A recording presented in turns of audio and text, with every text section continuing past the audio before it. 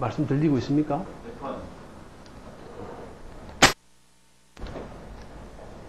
들리시죠? 노는 시간에 게을러서 이걸 미리 준비를 좀 해놨어야 되는데, 운동도 좀 할게요. 여러분들 이제 사업하시는 분들, 제가 이제 요즘 새로운 정보를 많이 받다 보면, 지금 저한테는 월 소득 70만원짜리 보험회사 직원부터, 영업하시는 분부터, 최고로 만나본 거는 MDRT 중에서 연봉 7억의 이제 상담자를 만나봤는데, 묘하게 달라요. 걸음걸이도 다르고, 옷 입는 것도 다르고, 말투도 다르고, 이력도 달라요. 이게 이제 그 그릇이라는 게, 그래서 우리가 이제 사주를 보면, 그릇을 어떤 쪽으로 이해할 것인가, 이게 격국입니다. 어디에 쓰는 그릇인가. 그릇은 크고 작고의 문제도 있고, 질적으로 튼튼한가, 약한가의 문제도 있지만, 어떤 용도로 쓰기에 좋은 그릇인가도 판단해 봐야 돼요. 그러니까 우리가 막걸리를 양주잔에 먹는다고 벼락이 치겠습니까? 그치? 양주를 대접에 먹는다고 죽겠지, 그거는. 그렇지. 맞아. 역시 술에 대해서는, 갑오일날 태어난 사람 중에 술 잘 못 먹는 사람이 없는데, 근데 본인은 요즘 안 먹대. 아이고, 많이 참, 참고 지내시는가 봐. 욕 보고 있지. 갑오 일주만 봐도, 병술의 대강 어떻다, 이런 건 여러분들이 감이 와야 돼. 이 정도 되면 뭐가 너무 많아? 그걸 우리가 이제 용어로 뭐라 그래? 아까 여기 상관이라 했으면, 그지? 식상의 에너지가 많아지지. 그래도 이제 여기서는 안 드셔도 다른 데는 드시는 것 같아. 왜 이 정도 되고는 물 없이는 못 사니까. 일단, 술은 불이야. 그러나 시작이 뭐로 돼, 그게? 물이거든. 그러고 낮술 먹는 사람 잘 없잖아? 아버님 계시잖아. 저는 낮술 먹어요. 아버지가 없기 때문에 자격증을 가진 거고. 아버지 계신 분은 낮술 드실 자격증이 없는 거예요. 그래요. 저는 낮술 먹는데요. 그럼 그거 하면 안 돼. 아버지 계신 분은. 반주로도 안 됩니다. 왜 내한테 묻지 말고 아버지한테 물어봐. 좋겠다. 밤에 못 먹으니까 낮에 반주로 먹는단다.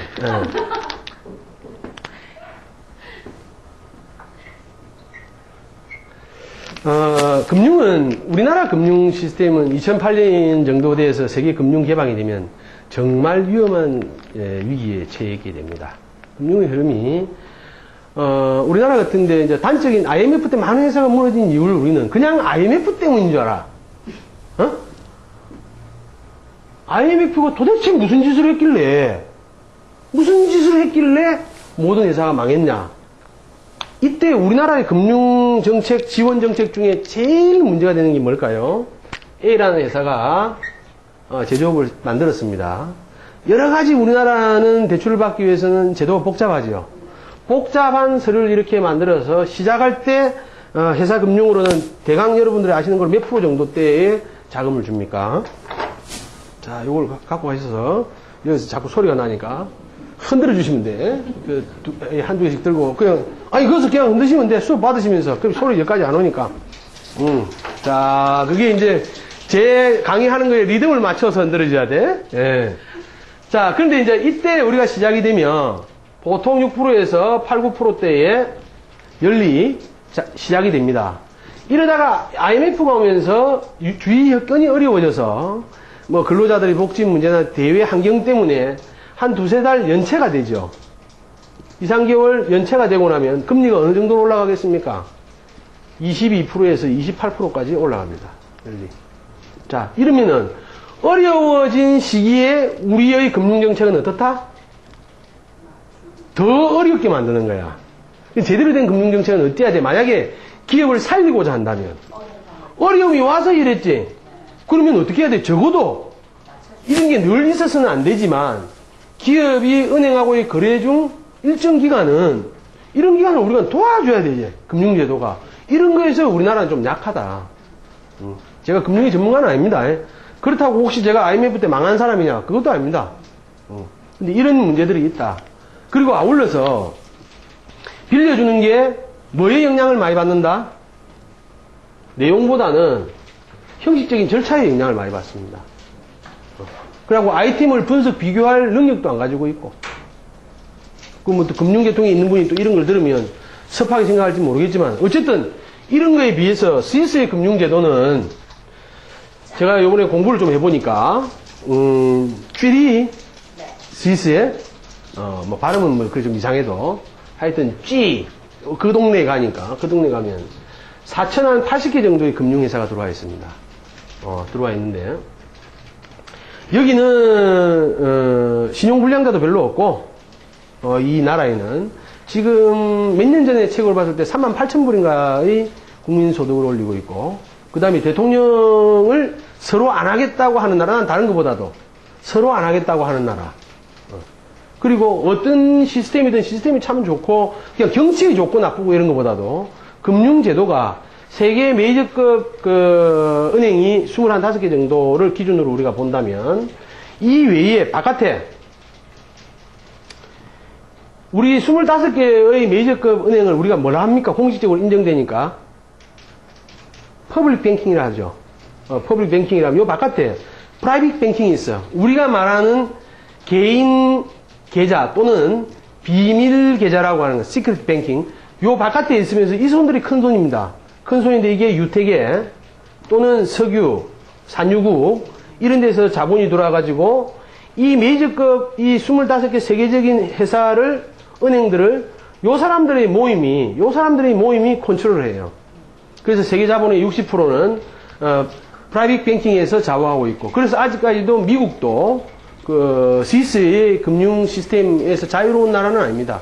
그래서 최근에 일어나는 모든 일들이 옳고 그르고의 문제로 판결된 거 아니죠.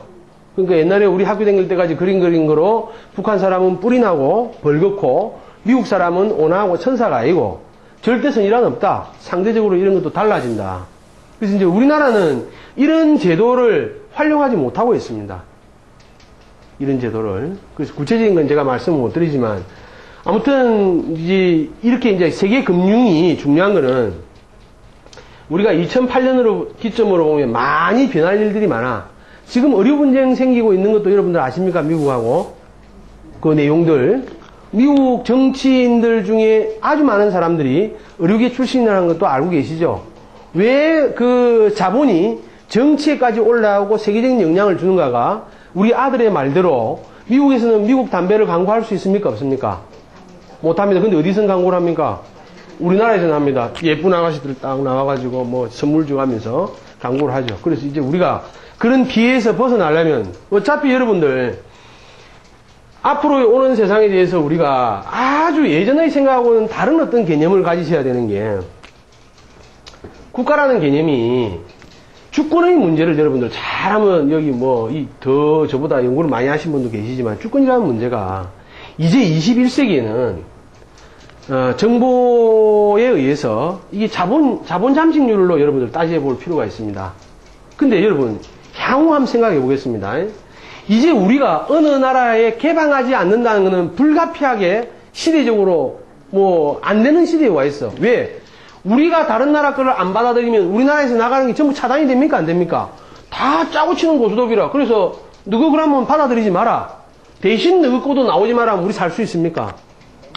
우리 국가 경제를 볼 때 석유 안 들어오면 살 수 있습니까? 우리가 무역으로 다 먹고 사는데 이거 안 되면 뭐 먹고 살죠? 앞으로 이렇게 찍은 역학 프로그램도 외국에 팔아먹어야 되는데 답 안 나온단 말이에요. 우리나라 사람 몇 명이라 답 안 나와. 그렇지. 그러고 우리는 지금 이 사이트 해가지고 2,000원, 3,000원 받아도 볼까 말까인데 그거 아주 우리하고 환율 차이가 나는 데 가서 그저 빨아 당겨야 돼. 그죠? 그런데 이제 문제는 영어로 이게 번역이 되느냐가 문제지. 그래서 이제 여러분들 중에 차세대의 역학주자는 외국어 한 개씩은 필수적으로 해가지고 그 나라 말로 하면 그거 독보적인 선생이야. 알아도 벙어리 냉가슴 말고 내 말 못하는 기라. 왜? 옳은 말 하는지 틀린 말 하는지 알 수가 있나? 경쟁자도 없어.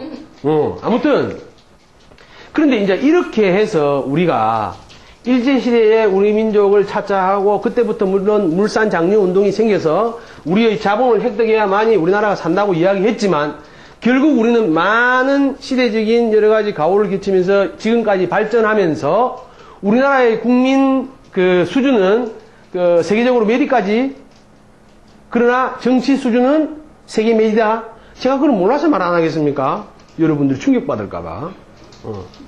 그런 현상이 있어요. 그런데, 자, 이제 한 가지만 예를 들어서 설명하겠습니다. 론스타 이야기도 있었지만, 우리나라에서, 대한민국에서 안에서 2008년이 되면서 금융 개방이 되고 나면, 지금은 일부는 금융 개방되어 있습니다. 보험도 들어와 있고, 근데 진정한 의미의 개방은 아니에요. 왜냐하면 우리나라 시스템에서 똑같은 경쟁으로 싸우죠. 그러니까 지금은 아니고 교육도 개방이 됩니다. 하버드 대학 아시아 분교가 제주도에 들어선다는 이야기가 있은 지 2년이 넘었습니다. 이제 모든 게 개방이 됩니다. 의료도 개방이 되고 이렇게 되고 나면 이제 금융 부분만 말씀드리면 우리나라에서 기업하는 데에서 우리나라 은행은 이자율로 먹고 살죠. 그래서 여기 이제 한 가지 힌트를 드릴게요. 은행 가서 돈 빌리러 가는 사람이 원래 큰 소리 쳐야 돼? 돈 맡기러 가는 사람이 큰 소리 쳐야 돼? 그 여유 있는 사람 다른 기라, 모르고 있는 기라. 은행이 밥 먹고 사는 거는 빌려주고 버는 돈으로 먹고 살지. 너무 그 받은 거로 돈 받나 안 받나? 여러분 은행이 돈 맡기면서 돈 받습니까? 은행이 돈 받습니까? 은행이 여러분 예금을 받으면서 돈 받습니까? 따로. 도로 이자 내주지. 근데 그거를 이자를 내준다면 어디서 들어오는 게 있지? 어디 가서 들어와 돈이 새끼를 물고 와? 빌려주고, 그걸 빌려주는 놈 이자로 일단 저거가 먹고 살고 여러분한테 이자를 주잖아. 그러니까 빌려가는 놈들이, 그렇지, 이 돈을 빌려가는 사람이 이 은행을 먹여 살리는 기고 그 이자율로 여태까지 열심히 살아가 버린 사람들이 제2의 부를 축적하는 거예요. 그러면 이 빌려가는 사람이 일단 큰 소리 쳐야 돼. 근데 우리나라는 안 되는 이유가 뭐야? 뭐가 아니기 때문에? 신용사회가 아니기 때문에. 높은 부도율 때문에. 부도율 때문에. 아까 말씀드린 그런 선제된 전제 조건 때문에. 그래서 아주 비싼 금융 비용 때문에 망하는데, 자, 이런 상황에서 여러분 우리가 가지고 있는 자본력을 프라이빗 뱅킹의 개념에서 석유 산유국이나 아랍권의 국가의 자금으로 본다면 메이저급 은행 하나가 25대 메이저급 세계 25대 메이저급 은행 하나가 자본 투입해가 우리나라에 들어와서 자유 경쟁을 하면 우리나라에 살아남을 수 있는 은행이 있겠습니까? 그 왜 못 살아남는 걸 보잔 말이야. 연리 2%에 연 2%대의 자금을 5년 거치하고 20년 상환해주는 외국계 은행이 들어와서 일을 하는데, 이런 회사들은 기본 조건이 시드마니의 10배에서 수십억 까지를 내준단 말입니다. 예를 들어서 내가 10억을 갖고 사업을 하겠다면 우리나라는 10억 있는 거 이걸 인정해 주는 게 아니고 뭐가 있어야 돼? 나머지 한 100억을 또 빌리려면 어째야 돼? 담보가 있어야 되죠. 여기서도 정치나 힘 있는데 연결 안 되면 기술 담보도 안 되고 안 되죠. 그러다가 벤처 생기면서 그걸 분석할 수 있는 능력이 안 되는 사람들이 관리감독으로 해서 도장을 찍어주다 보니까 다 부도났죠. 그 돈 누가 메꾸고 있습니까? 우리가 다 이익하고 있다니까. 우리가 이익하고 있어. 지금 저 카메라로 찍어갖고 나가면 저것도 영업활동을 하면 그 세금 다 낸다니까. 그게 우리가 그 돈 다 내고 있어. 그런데 외국계 은행은 시드마니가 담보가 돼요. 사업 계획서하고. 그럼 이것만 있으면 이거에 10배 되는 거를 내줍니다. 그럼 여러분들 생각해 보시죠. 우리나라 은행을 거래할 때 10억 가진 사람이 100억 얹으려면 담보 이만큼 있어야 돼. 담보 이거 있으려면 담보 안 내고 팔아가 하지. 안 그래요? 우리나라 전세대출금, 내 갑자기 이 강의하다가 왜 이게 나오는지 모르겠는데, 내용이 안 맞으면 제목을 바꿔갖고 뭐 하세요. 전세대출금은 누구한테 내주는 거예요? 은행에 있는 사람 99%가 이야기합니다. 전세대출금이 서민을 위해서 존재하는 거 아니에요. 힘없는 사람, 그러니까 은행에서 볼 때에는 수입이 확실하고 안전한 사람한테만 줘. 100명이 전세대출을 신청해보면 그 사람들은 정작 그 전세대출 안 받아도 되는 사람이라. 안 받아도 되는 사람들이야. 진짜로 받아야 되는 사람들은 못 받아. 그러면 이런 데를 전세대출을 해주겠다. 5년 거치 20년 상환해라. 연리 2%로. 그러니까 내주면 우리나라 은행이 직원들 지금 몇 명입니까? 전 금융계에 전부 집에 가야 돼. 이거 아주 심각한 문제입니다. 이런데 지금 국가에서는 이런 것들을 그저 막으면 될 줄 알고 그리고 우리가 환경 조성 안 하고 공부 열심히 해라. 환경 조성 안 하고 지금 요즘 학교에서 성실 살아라고 가르칩니까? 가르치는 분들이 계실 건데 별로 인기가 없을 것 같아. 성실하고 열심히 잘 사는 시대는 우리나라 15년 전의 이야기라. 남자가 직장 다니다가 어려워서 그만두고도 노동의 현장에서 열심히 일하면 2, 3인 가구가 묵고 사는데 지장이 없었지만 또 아빠가 비록 택시 운전을 해도 버스 운전을 해도 열심히 일하고 게으름 피우지 않으면 가족들이 묵고 살았는데 지금 택시 기사들 열심히 일하면 최고로 버는 분이 150만 원입니다. 150만 원 벌이로 여러분 그 전에 재산이 100억이 있으면 괜찮아.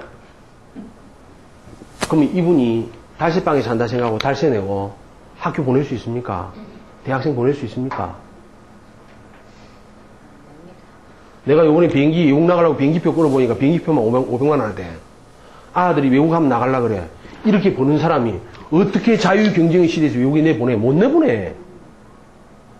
그 예전에는 상대적인 빈곤감이 작았단 말이야. 그런데 제가 지금 이 말씀 드리는 이유는 역학적으로도 우리가 꿈을 깨야 되고 세상을 넓게 봐야 되는 게 2008년쯤 돼서 금융 개방이 확실하게 이루어져 버리면 그게 10년이라도 괜찮고 20년이라도 괜찮아. 왜? 내만 살고 많아. 우리 새끼들이 사는데 이런 환경이 오고 나면 우리나라 자본이 없습니다. 모든 거 담보로 해갖고 여러분 학교 짓고 병원 짓고 뭐 공장 짓고 뭐 스튜디오 만들고 이래가지고 우리가 했는데 못 갚아. 갚는다 하더라도 다 감기 전까지는 누가 자본주의야? 빌려준 사람이 자본주의란 말이야. 그 막대한 자금이 우리나라한테 들어와서 놀 때 과연 우리는 어떤 방어 시스템을 가져야 되는가를 머리 좋은 재경부에 있는 사람들 하겠지. 우리나라에 제일 똑똑한 사람이 재경부에 있잖아. 어? 그런데 오늘 신문에 보니까 금융조절위원회 한국은행 안에 있는 금융 이율 조절하는 그 기간 동안 한 번도 자기는 말 한마디 못 해보고 거수 한 번 못 해보고 끝났다 하대. 그 우리나라의 금융 이자율 조절하는 걸 한국은행 안에 위원회가 있어요. 제가 아마 대강 관심 없이 봐놓으니까 모르겠는데 그런데도 불구하고 자기 재직 기간 동안 한 번도 자기 말 못 해보고 한 번도 자기들의 협의에 의해서 결정난 사안이 없대. 그냥 어느 날 대통령이 나와서 이자율 내리겠습니다 하면 알아서 내려줘야 되고 높이겠습니다 하면 높여야 되고 이런 상황에 살고 있으니까 어렵다. 총체적으로 좀 바뀌어야 된다. 사주 공부하다 일로 왜 갔겠는가. 그래서 이게 이제 여기 보면 답이 나와. 쉽게 이해할 수 있는 십성. 우리가 그 육신법을 좀 이해하자는 건데 비급인 나를 기준으로 인성과 관성의 분야는 직장 성분이 강하고 이타적이고 받아들이는 성분이고 이성적이고 보수적인 성향이고 수동적이다. 식상과 재성은 사업 성분이고 이기적이고 발산하는 성분이고 감정적이고 감각적이고 개방적인 성향이고 능동적이다. 그럼 여러분들이 이걸 어떻게 이해할까를 생각해봐. 쓰기의 차이인데 나를 기준으로 식상과 재성으로 내 사주가 흘러간다면 흘러가는 게 뭐야? 요구사항이지. 요구사항. 나의 사주가 이렇게 흘러가는 사람이라면 이런 에너지를 가질 가능성이 많다. 그럼 여러분들 개방적인 성향이 있고 감정적이고 감각적이고 발산하는 성분이 있고 능동적이니까 자 오늘은 제가 나이트클럽에 부킹 오신 분들을 위해서 부킹할 때 상대를 어느 분을 만나야 되는가를 사주 강의를 하겠습니다 하면 식상의 에너지로 흘러가는 사람이 부킹이 잘 되겠어? 이쪽이 잘 되겠어? 그래 여기 가서 매달리봤자 소용없다는 이야기라. 여러분들 아이들 교육에서도 마찬가지라. 식상을 주 에너지로 써야 되는 아이들 같은 경우에는 감정적이고 감각적으로 교육시켜야 돼. 그래야 빨리 와닿는단 말이야. 그리고 자기를 개방적이게 능동적이게 자세를 막 꽉 찌들어갖고 하려면 안 되고 이런 아이들은 경우에는 미국 하버드에서 조사했지? 학습의 태도 그냥 우리가 말하는 아주 FM대로만 앉아가지고 있는 것만이 대수냐? 아니다 말이야.